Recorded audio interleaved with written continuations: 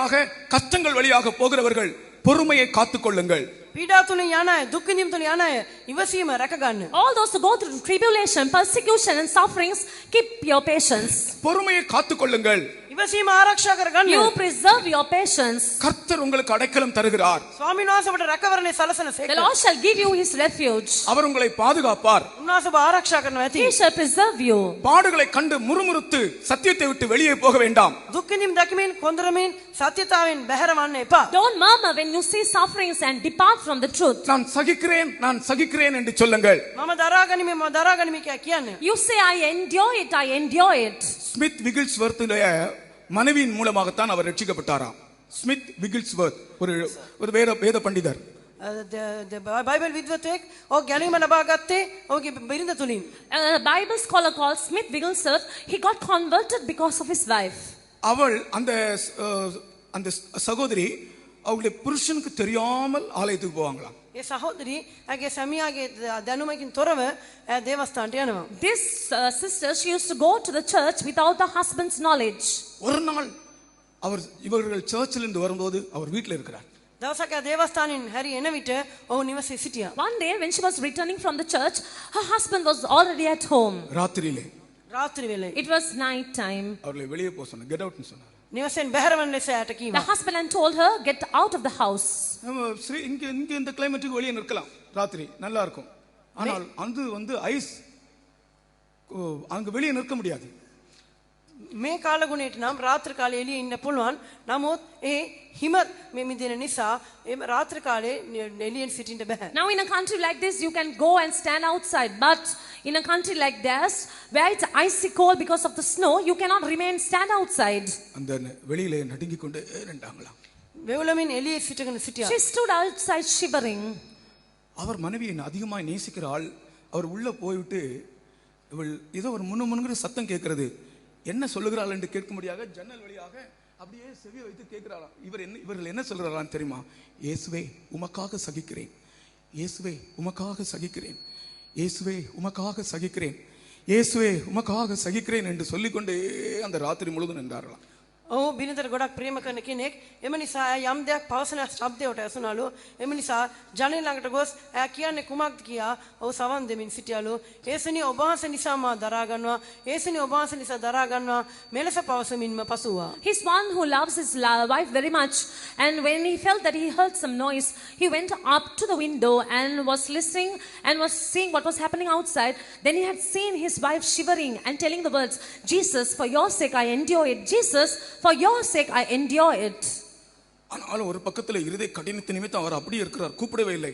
கடைசியில் காலையில் ஒரு 5 மணிக்கு போய் உள்ளே வா என்று சொன்னாரா. නමුත් ඔහුගේ සිතේ දැඩිකම නිසා ඇයට හඬ ගැසුවේ නෑ. ඔහු සිත දැඩි කරගෙන සිටියා. උදෑසන 5ට පමණ ගොස් ඇතුළට එන්න කියා හඬ ගැසුවා. But due to the hardness of his heart, he did not bother to go outside and call her.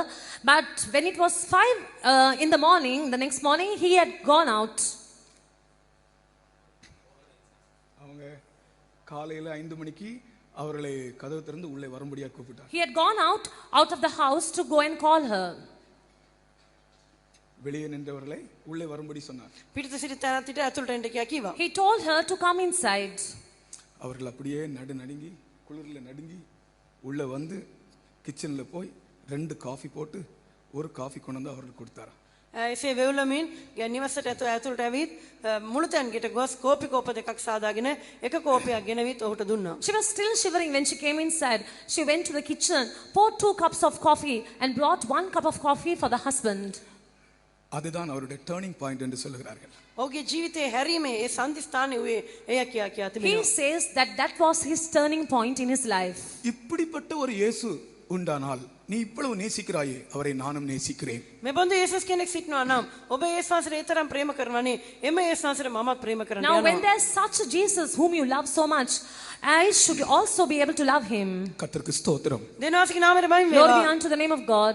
பாடுகள் கஷ்டங்கள் வழியாக நீங்கள் போகிறவர்களாக இருந்தால் நான் சகிக்கிறேன் இயேசுவே உமக்காக நான் சகிக்கிறேன், இயேசுவே உமக்காக நான் சகிக்கிறேன் என்று சொல்லுங்கள்.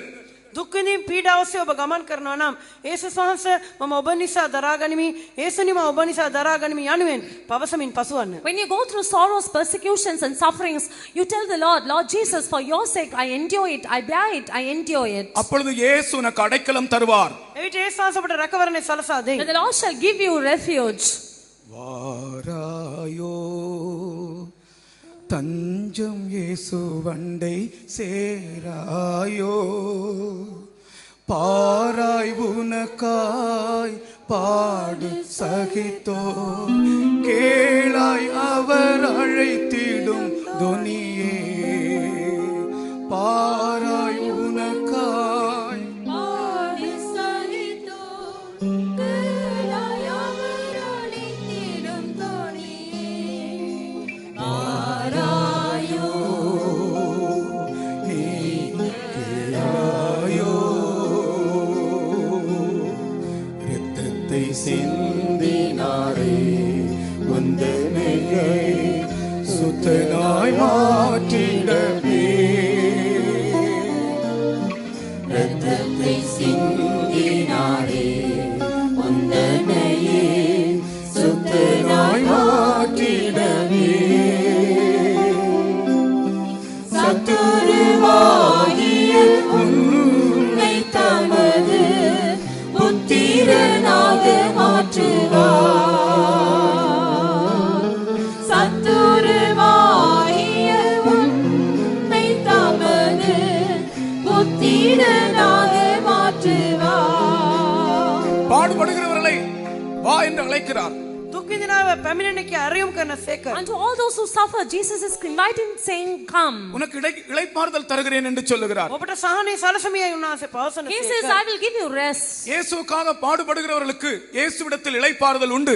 යේසුස් වහන්සේ දුක් විඳින්නන් සඳහා යේසුස් වහන්සේ වෙත සහනය තිබේ. There is rest in Jesus unto all those who suffer. கர்த்தருக்கு ஸ்தோத்திரம். දිනස් නාමයට මහිම Praise be වේවා. to